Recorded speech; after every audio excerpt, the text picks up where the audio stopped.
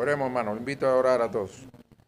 Padre, en esta hora vamos delante de tu presencia, Señor, buscando dirección y discernimiento de tu palabra, Señor, para que podamos salir edificados a partir de este tiempo que dedicamos a acercarnos a la enseñanza que está en ella, Señor. Te pedimos que seas propicio con cada uno de los hermanos que estamos aquí reunidos, que permita que tu palabra more en nuestros corazones y podamos ponerla por enseñanza, Señor, y que tú seas glorificado en todo lo que hacemos en esta mañana.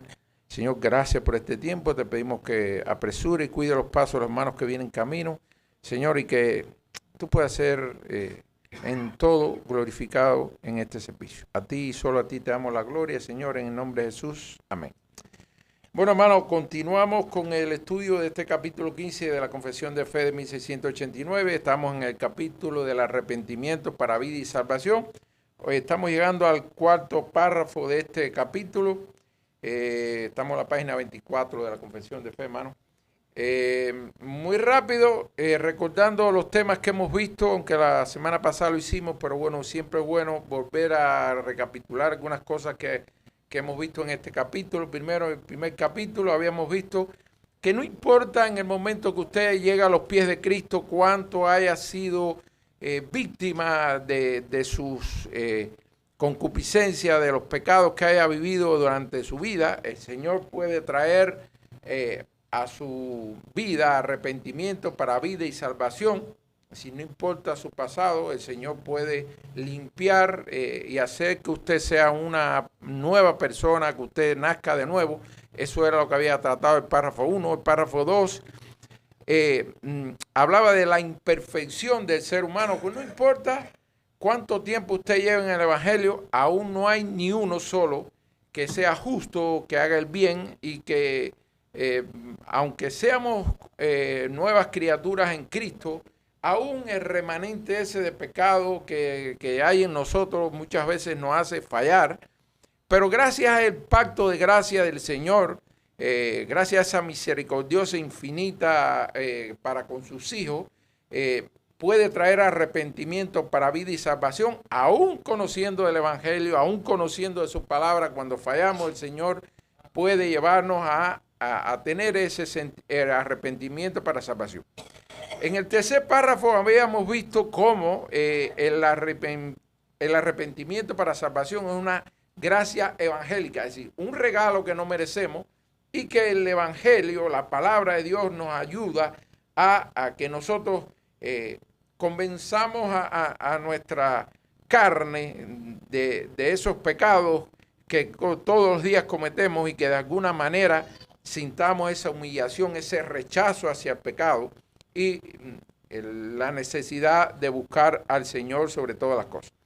Llegamos así a este cuarto párrafo que trata otro tema interesante. Desde que empezamos este capítulo habíamos dicho que se parecían mucho los temas que trataban los diferentes párrafos, pero que siempre había una particularidad, había un elemento nuevo, pero siempre sobre la misma base del arrepentimiento para vida y salvación. Dice el cuarto párrafo: puesto que el arrepentimiento ha de continuar a lo largo de toda nuestra vida. Lo habíamos dicho ya con una pregunta: ¿solamente nos tenemos que arrepentir el día que nos convertimos? Por supuesto que no, hermano, es toda la vida. Ojalá que fuera tan perfecta nuestra conversión que nosotros nos alejáramos de tal manera del pecado que no hiciera falta arrepentirnos continuamente, pero sabemos que estamos lejos de eso. Nuestras imperfecciones, nuestra carne pecaminosa sigue molestando en este proceso de santificación que el Señor hace con sus hijos, pero sabemos que, como lo habíamos descrito en algún de los comentarios que habíamos hecho, es como que en nosotros habitan dos fieras, una buena y una mala, y todo dependerá de a quién usted alimente más para inclinar la batalla a favor de ella. Es decir, si usted se alimenta más del mundo que de la palabra de Dios, la fiera mala va a vencerle esa batalla. Y acá estamos llegando a este cuarto párrafo que dice que el arrepentimiento ha de continuar a lo largo de nuestra vida debido al cuerpo de muerte y sus inclinaciones. Es por lo tanto el deber de cada hombre arrepentirse específicamente de los pecados concretos que conozca. Vamos a ver muy especialmente, vamos a hacer mucho énfasis porque ya hemos visto en otras clases en la primera parte, es decir, la necesidad de arrepentirse toda la vida, pero vamos a ver este tema que tiene que ver con los arrepentirse específicamente de los pecados concretos que se conozcan. Y vamos también a hacer alusión a qué pasa con esos pecados de ignorancia o desconocimiento, como lo quiera llamar, que a veces creemos que estamos en el camino correcto y no sabemos cuántos pecados de ese tipo de ignorancia o desconocimiento cometemos. Vamos a estar abundando sobre esos temas en esta clase. Primero llegamos a responder a esta pregunta. ¿Por qué el arrepentimiento debe ser continuo? Dice, aunque somos nuevas criaturas, el cuerpo de muerte, es decir, la carne, el pecado restante que habita en nosotros sigue habitando en nosotros hasta el momento de la glorificación. Y hermano, eso va a ser una piedra de tropiezo, esa condición que nosotros habitamos una carne pecaminosa, porque sabemos que la carne es enemistad con el espíritu y por tanto el proceso de conversión del hombre, de santificación, sabemos que es gracias a la obra del Espíritu Santo en nosotros, pero siempre la carne va a estar estorbando a ese proceso, siempre como una piedra de tropiezo que va a tener en nosotros ese proceso de santificación, porque las tentaciones del mundo, de la carne, de las imperfecciones propias del hombre, es decir, van a haber un grupo de factores que están relacionadas con nosotros todavía estar habitando en ese cuerpo pecaminoso que va a estar estorbando a ese proceso de santificación y por supuesto es la necesidad que tenemos de estarnos arrepintiendo todos los días de todo lo que hacemos que no le agrada al Señor. Mientras haya pecado en nosotros, debe haber arrepentimiento en nosotros. Por tanto, como nadie es perfecto, nadie es justo, nadie es santo, es un proceso que no debe terminar hasta el momento que estemos juntos a la presencia del Señor. La confesión rechaza totalmente, incluso en los párrafos pasados, el perfeccionismo, es decir, ese estado donde la persona no tenga que arrepentirse, hermano, eso no existe en el ser humano. Desgraciadamente somos imperfectos y aunque hayamos sido convertidos, que hayamos sido alcanzados por la gracia del Señor, no somos perfectos. Siempre hay algo de lo cual tenemos que arrepentirnos y a eso es lo que nos llama la confesión de fe, que hasta el momento que no estemos en la presencia del Señor es que va a terminar ese proceso de arrepentimiento continuo. El creyente arrepentido sigue teniendo una naturaleza pecaminosa, es decir, no somos practicantes del pecado, pero somos imperfectos y esa imperfección nos hace que cometamos todos los días errores, faltas y que nos hace indignos ante la presencia de Dios. Solo la justicia que nos ha sido impuesta por el sacrificio del Señor es quien nos reconcilia con el Señor.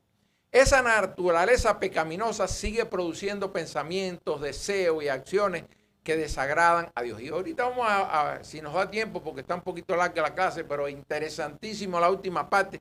Voy a tratar de no perder mucho tiempo en esto para llegar a esa parte, porque creo que es muy importante la última parte. Por lo tanto, continúa la necesidad, esa continua manera en que nosotros le fallamos al Señor nos obliga a tener esa acción de arrepentimiento a lo largo de toda la vida. Es deber de cada creyente arrepentirse de sus pecados concretos que conozca, como nos llama acá en este cuarto párrafo la confesión, y también orar pidiendo gracia por arrepentimiento de aquellos que puedan tener oculto. Es decir, de esos, hermanos, muchísimos tenemos todos los días, de esos pecados ocultos que a veces los pasamos inadvertidamente y pensamos que solamente nos concentramos en qué nos alienta la palabra, que debe ser nuestra actitud, y ahí pensamos que estamos más o menos bien en el camino, pero ¿cuánto dejamos de prestar atención a esos pecados ocultos por error o por ignorancia, como le querramos decir? El creyente nunca se gradúa del arrepentimiento. Siempre hay que estar, hermano, ahí en un progreso de tratando de todos los días hacer práctica de diríamos, ese mecanismo que tenemos nosotros los creyentes para arrepentirnos, declarar, confesar nuestros pecados delante del Señor.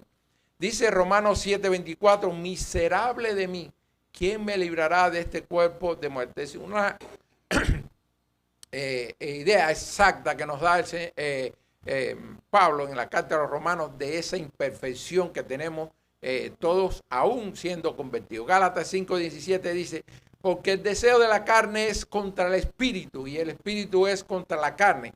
Y estos se oponen entre sí para que no hagáis lo que queráis. Por ahí hemos visto en otras clases esa manera magistral que Pablo dice cómo habita esa guerra interna en él de lo que quiere hacer y lo que la ley le dice que debe hacer. Dice primera de Juan 1:8, si decimos que no tenemos pecado, nos engañamos a nosotros mismos y la verdad no está en nosotros. Si confesásemos nuestros pecados, Él es fiel y justo para perdonar nuestros pecados y limpiarnos de toda la maldad. Si decimos que no hacemos pecado, le hacemos a Él mentiroso y sus palabras no están en nosotros. De alguna manera resume lo que hemos visto, esta imperfección del creyente y la necesidad de confesarlo, sabiendo que tenemos un juez justo que puede perdonarnos, que nos puede limpiar. De alguna manera resumir algunas cosas. La clasificación de los pecados que hemos visto ahora, es decir, están los que uno conoce, los que la ley nos revela que son pecados, y aquellos que no conocemos, que están ocultos de alguna manera por desconocimiento, por ignorancia. Pueden haber muchísimas cosas, pero que nosotros no lo veamos con tanta claridad como vemos los pecados que sí están identificados, identificados en la palabra del Señor. Para los pecados que son concretos, que conocemos, la descripción son aquellas transgresiones de la ley de Dios, de las que el creyente es consciente por la convicción del Espíritu Santo a través de la palabra. Es decir, dos cosas. Tenemos la palabra ahí revelada, la voluntad de Dios, la palabra del Señor. Y lo otro, la obra que hace el Espíritu Santo en nosotros, decir, oye, lo que dice ahí es lo que tú debes hacer. Eso está mal si no lo haces. Por tanto, esa es la actitud que debíamos tomar ante el pecado que conocemos, porque la palabra nos lo revela y el Espíritu Santo nos convence de que es así.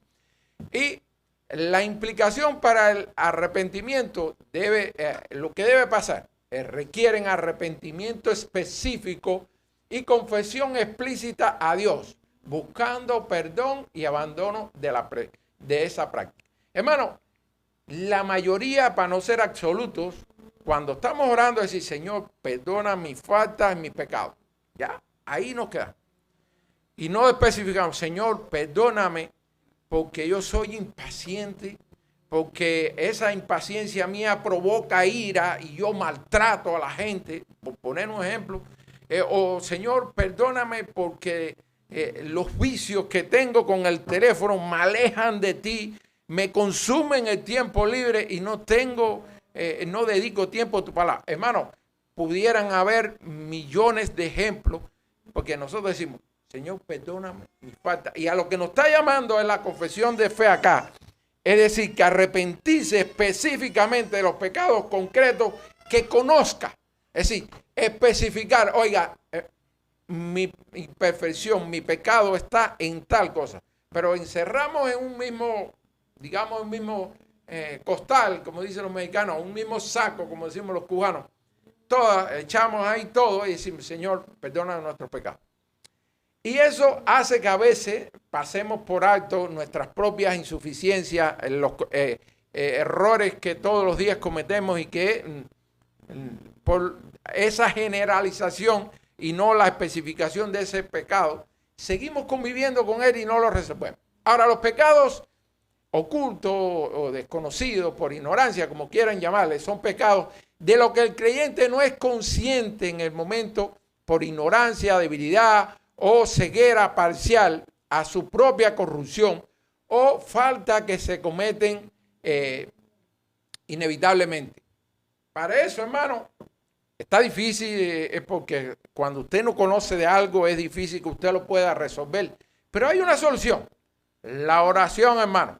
Pedirle al Señor, Señor, perdóname por todos los pecados que yo no conozco, pero que yo sé que son ofensas a ti, que son cosas que no me hacen digno delante de tu presencia. Revélame cuáles son esas faltas que cometo, pero sobre todas las cosas cúbrelo con la sangre de Cristo, que es suficiente para ello.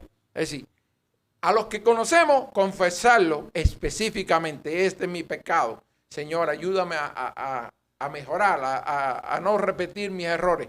Pero el que no conocemos hay que orar también, pero pidiendo al Señor que nos revele, que de alguna manera nosotros nos demos cuenta de cuáles son esos pecados que nos alejan del Señor y que no le son de su agrado. Dice en el Salmo 19:12, ¿quién podrá entender sus propios errores? Líbrame de los que me son ocultos. Qué bueno que nosotros incluyéramos esa porción bíblica en cuando oramos. ¿Por qué necesitamos arrepentirnos especialmente de los pecados concretos? Es decir, de esos que sí sabemos que la ley nos dice claramente lo que debemos hacer, y al percatarnos que no lo hacemos, ¿por qué debemos específicamente orar por eso? Porque el arrepentimiento verdadero no es solo sentirse culpa, una culpa general, Señor, por mis pecados, perdóname, sino reconocer y confesar pecados específicos delante de Dios. Los pecados concretos revelan áreas reales del corazón que necesitan ser confrontados y transformados. Si usted no especifica en su oración, Señor, yo reconozco que soy violento, que reacciono con ira cuando hay quien se acerca a mí con algo que no me gusta. Señor, yo soy víctima, estoy atrapado en los vicios. Y hermano, no estamos hablando de vicios solo del alcohol, del cigarro, de las drogas. Puede ser la pornografía, puede ser cualquier cosa que consuma su tiempo y desvíe su atención de las cosas que tienen que ver con el reino de Dios. El arrepentimiento implica aborrecer el pecado y apartarse de él. Y por supuesto, si usted dice, perdóname por mi pecado, y no especifica, ahí está corriendo un riesgo más. Usted menosprecie o no le dé el valor necesario a la acción que usted tiene que hacer para apartarse de ese pecado que está cometiendo. Eso no es posible, es decir, no es posible arrepentirse y aborrecer el pecado si no identificamos con claridad cuál es el problema. Los pecados no tratados específicamente tienden a permanecer ocultos, endureciendo la conciencia y debilitando la comunión con Dios. Todos esos textos nos acercan a esas afirmaciones. Miren acá cómo estos textos nos ayudan también. A ver, dice, es necesario arrepentirnos de pecados concretos porque Dios trata con personas reales y pecados reales, y solo al traerlos a la luz experimentamos limpieza, restauración y crecimiento espiritual.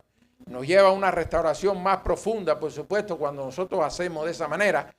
Y expresa también confianza en que tenemos un Dios justo, misericordioso y perdonador. Dice 1 Juan 1:9, si confesamos nuestros pecados, Él es fiel y justo para perdonar nuestros pecados y limpiarnos de toda maldad. Salmo 51:3-4 dice, porque yo reconozco mis rebeliones y mis pecados están siempre delante de mí. Pregunta. Si arrepentimiento implica un cambio de mente y voluntad, es decir, ¿cómo puede un creyente arrepentirse de un pecado que no sabe que ha cometido? Y me estamos refiriendo a esos pecados ocultos que cometemos por error, por ignorancia. Está difícil lograr arrepentirse de algo que usted no conoce, que usted no se da cuenta de que lo está cometiendo. La respuesta es, lo primero, es que esos pecados ocultos por ignorancia no crean que son diferentes a los que cometemos con conocimiento de la ley. Todos ofenden a Dios. Por tanto, en una razón suficiente para convencernos de la necesidad que en nuestra oración le pidamos, Señor, líbrame de esos pecados que cometo que no tengo conciencia, mi ceguera espiritual no me da para verlos, pero que también yo sé que son ofensas a tu santidad y que no son dignos de un hijo tuyo. Por tanto, eso es lo primero que tenemos que hacer.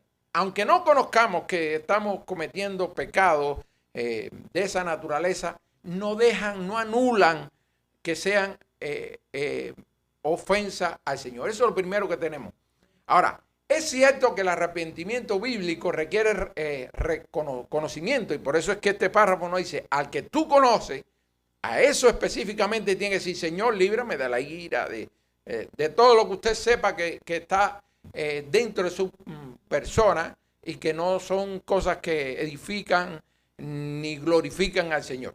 No te edifican a ti delante de los demás. Cuando alguien vea que tú practicas ese tipo de pecado, lo que vas a hacer es un obstáculo para otros, porque si este es cristiano y hace eso, por eso mucha gente dice, yo no voy a la iglesia porque en la iglesia hay personas que hacen y deshacen. Estas son las cosas que delante de los demás, hermanos, empañan la obra del Señor en nosotros y de alguna manera dañan también que otros puedan venir a los pies de Cristo, porque realmente no somos ejemplos delante de los demás. Es decir, es cierto que el arrepentimiento bíblico requiere de conocimiento. No podemos cambiar de mente y voluntad sobre algo que no hemos identificado. El arrepentimiento por los pecados ocultos se manifiesta como un reconocimiento de nuestras imperfecciones, asumiendo una actitud de humildad y dependencia. En otras palabras, hermano, yo no los conozco, pero yo sé, Señor, que yo soy imperfecto, que fallo todos los días. Por tanto, tengo que tener mayor dependencia del Señor y en mi oración no faltar. Señor, aquellos que no sé que estoy cometiendo, también perdóname y ayúdame a darme cuenta de esas cosas que no te glorifican. No podemos arrepentirnos de la acción específica que desconocemos. Por tanto, la única manera que tenemos de hacer es reconocer nuestra condición pecaminosa, nuestra ceguera, nuestra incapacidad para poder ver. Y la solución es, fíjense, lo puse en negrita y en mayúscula, orar, hermano, rogar al Señor, pedirle a Dios que en su gracia nos libre de las consecuencias de esos pecados, que nos revele aquellas cosas que no le agradan y que el sacrificio de Cristo los cubra. Es decir, ese es el remedio. ¿No los conocemos? No. Pero sabemos que somos imperfectos, que necesitamos de la misericordia de Dios y necesitamos que el Señor nos revele para nosotros poder reconciliarnos con Él. La acción necesaria para los pecados concretos, conocidos, requerimos confesión, es decir, confesarlo explícitamente, es decir, este es el pecado. Contrición específica, es decir, sentir que eso ofende a Dios, sentir rechazo, odio y abandono de esas actitudes que nos llevaron a cometerlo. Y para los pecados ocultos, por ignorancia o desconocimiento, como lo querramos decir, requerimos oración, hermano, pidiendo gracia y confesión general. El creyente debe reconocer que aunque ha sido regenerado, todavía vive en un cuerpo caído y tiene una conciencia imperfecta que a menudo está cegada por el orgullo o la costumbre. Hay áreas de la vida donde ofenden a Dios sin darnos cuenta, hermano, desgraciadamente. Dice el Salmo 19:12, ¿quién podrá entender sus propios errores? Líbrame de los que me son ocultos. Este versículo nos enseña dos verdades cruciales. Primero, el límite de la autoconciencia, es decir, esa imperfección de nosotros que nos limita incluso para reconocer nuestros propios errores, nuestras propias faltas, y la percepción de nuestra maldad es siempre incompleta. Es decir, sabemos que nosotros reconocemos las partes buenas y malas de nosotros, pero la mala siempre nos quedamos corticos, con lástima nos miramos nuestros defectos. Realmente es algo innato en el ser humano. Y lo otro que nos alienta y nos enseña este salmo es que debemos clamar por la gracia. La respuesta a esta limitación no es la desesperación, sino una oración pidiendo al Señor que en su inmensa misericordia, en su gracia nos alcance, nos revele El creyente confía en que Dios no solo perdona lo que él confiesa explícitamente, sino que también cubre aquellos pecados que por su debilidad, desconocimiento, puede cometer por error.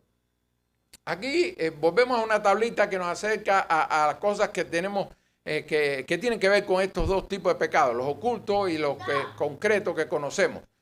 Primero, el deber de un creyente ante los que conocemos es confesarlo y arrepentirnos de estos pecados concretos, y la naturaleza de la acción debe ser un examen y confesión directa. Examinarnos con transparencia, pasarnos un escáner y decir, estos son todos, y declararlo con nombre y apellido, hermano. No hacer, Señor, perdona mis pecados. Bueno, ¿cuáles son los pecados que tiene? Cuando no los confesamos, entonces los seguimos conviviendo con ellos, pero cuando decimos, mi problema es la ira, mi problema es mi falta de paciencia, mi falta de oración, mi falta de dedicar tiempo a las cosas que tienen que ver con el Señor, a leer, etcétera, etcétera, hermano. En el caso de los ocultos, orar, pidiendo gracia para el arrepentimiento de aquellos que pueda tener oculto. Y la acción general, una dependencia de humildad a Dios, pidiendo que Él nos revele el pecado que no conocemos. El perdón de los pecados ocultos no depende de nuestro conocimiento. Sabemos que no, ni de los otros tampoco. Depende de esa obra perfecta y suficiente de Cristo en la cruz. Esa es la única que puede cubrir nuestras multitudes de pecados. Pero sabemos que hay cosas que deben acompañar en ese proceso, y es esto que hemos estado diciendo. Confesarlo, arrepentirnos, alejarnos de ellos, orar para que aquellos que no conocemos, el Señor nos los revele y también nos los perdone.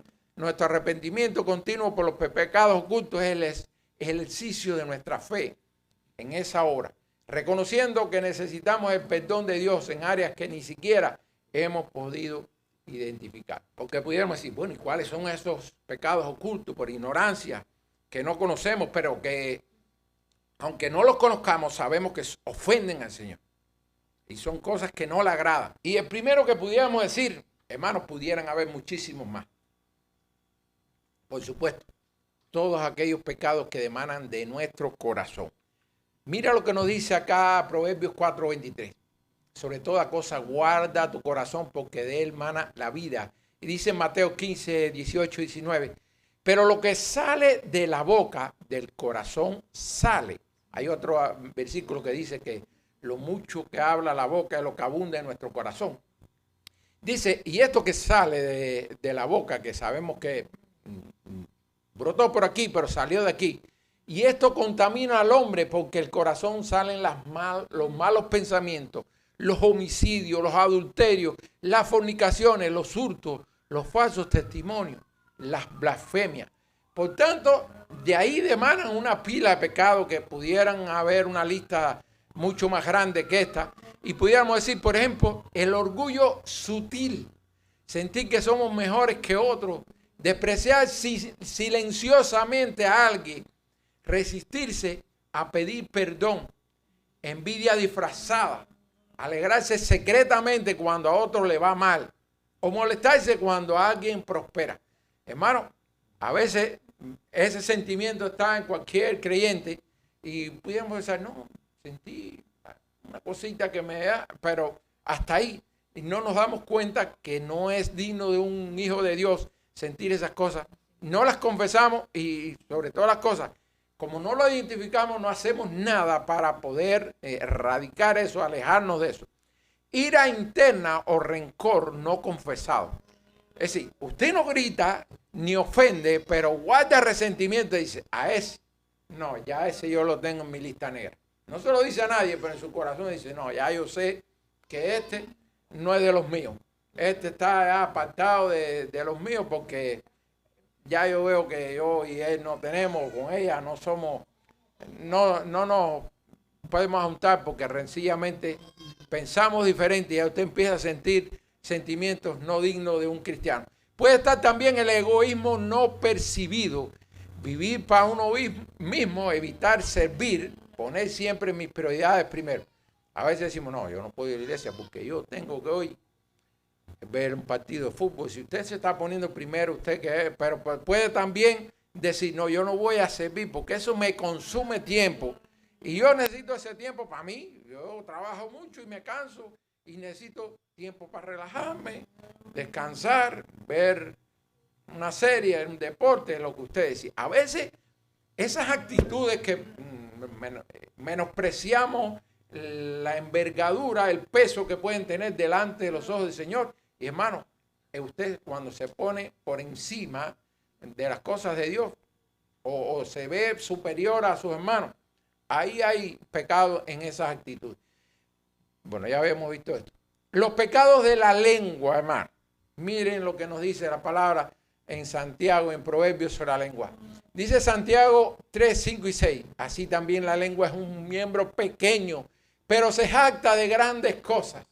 Le corté un pedacito ahí al versículo. Dice, la lengua es un fuego, un mundo de maldad. Dice Proverbios 8, 21. La muerte y la vida están en el poder de la lengua y el que ama comerá de su fruto. Miren cuánta grandeza encierran estos dos versículos bíblicos que nos acercan al peligro de lo que hay cuando nosotros no refrenamos nuestra lengua.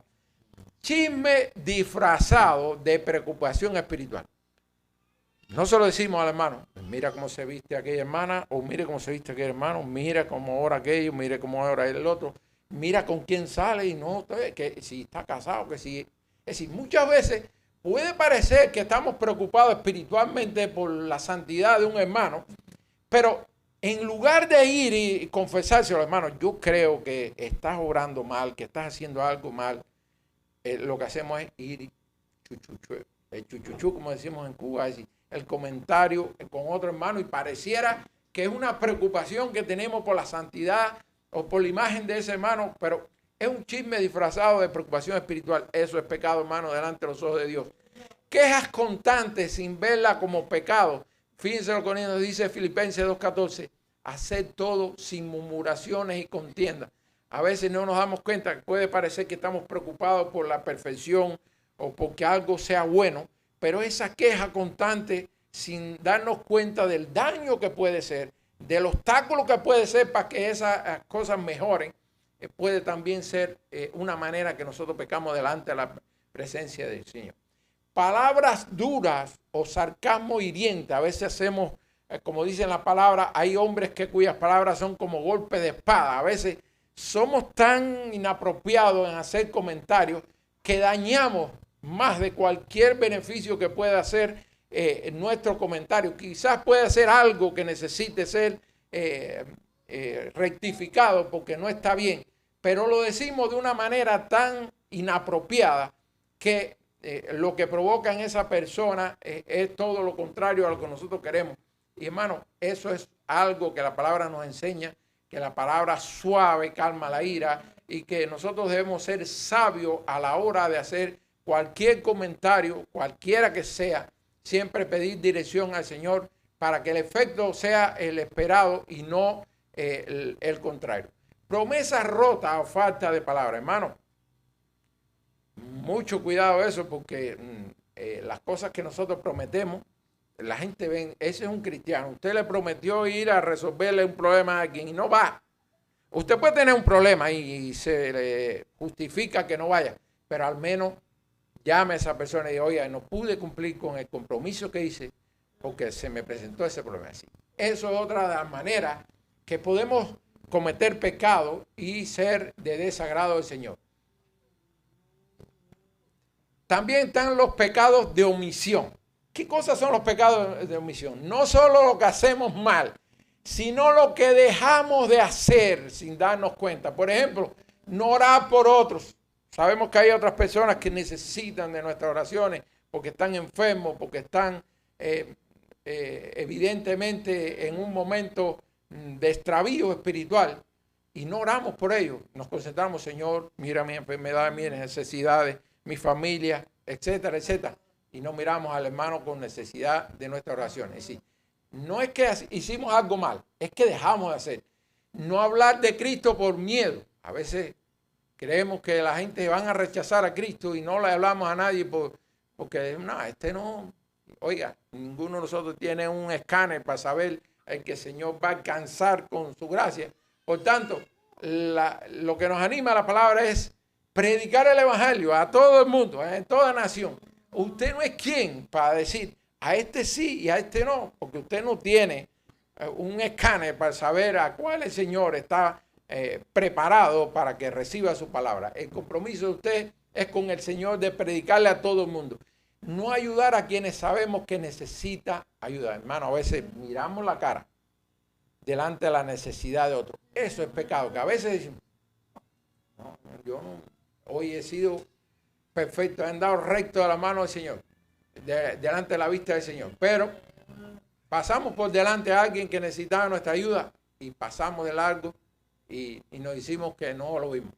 No corregir a alguien en amor cuando vemos que ha pecado. Descuidar la Biblia y la oración hasta el punto de enfriar el alma. Idolatría moderna, pero invisible, hermano. Pensamos que la idolatría es arrodillarnos, rendirle tributo a ídolos, pero la idolatría moderna, que está tan arraigada y tan invisible para muchos y que no tiene que ver nada con esa adoración a ídolos, es todo aquello que nos ocupa nuestro tiempo y nos desvía la mirada de las cosas que tienen que ver con Dios. Cualquier cosa esa puede ser considerada idolatría. Depender más del dinero que de Dios. Usted no confiesa sus pecados, usted tampoco pone en las manos del Señor sus necesidades ni sus planes. Dice, no, cuando yo tenga dinero me voy a comprar una casa. Oiga, usted no sabe lo que el Señor puede poner en su camino de aquí a que usted tenga el dinero. Por tanto, a la mejor manera que usted tiene, Señor, alíñame con tu voluntad, ayúdame. Yo quiero, este es mi propósito, este es mis planes, pero los pongo en tus manos, que se haga tu voluntad, no la mía. Buscar la aprobación de la gente antes que de Dios, hermano. Buscamos a veces gente, están tratando de quedar bien ante la gente y no ante Dios. Poner el trabajo, el éxito por encima de la vida espiritual. Cuando lo importante es mi trabajo, mi profesión y la iglesia y todo lo que tiene que ver con el reino de Dios, no, eso es segundo o tercer plano. Amar más un pecado pequeño que la santidad de Dios. Ser dominados por los vicios. Hermano, uno de los vicios que tenemos ahí, casi todo es un poquito y otro un pocote, es el teléfono. Nos desvía de la atención a las cosas de Dios y nos consume el tiempo. Los pecados en relación, muchas veces pecados se esconden detrás de excusas, falta de perdón, mientras decimos, ya lo superé.